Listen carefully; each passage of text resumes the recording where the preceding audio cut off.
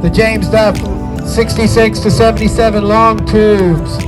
It is Luca Parigi Millie.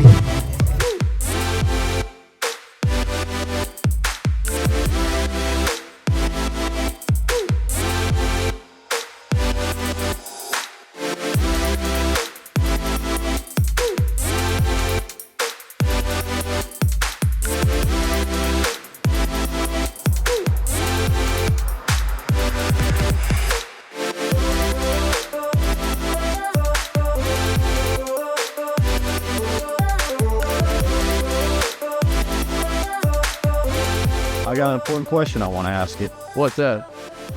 Why Bronco? Because it was more like a Mustang had the good sounds with the 289 in them. They were a good sound, so Okay. they were crossed between a good, nice street rig and they did good off-road too. So yeah, That's some solid answers right there. yeah, right. Wow. We're gonna do that one more time. Cut. Yeah, we cut.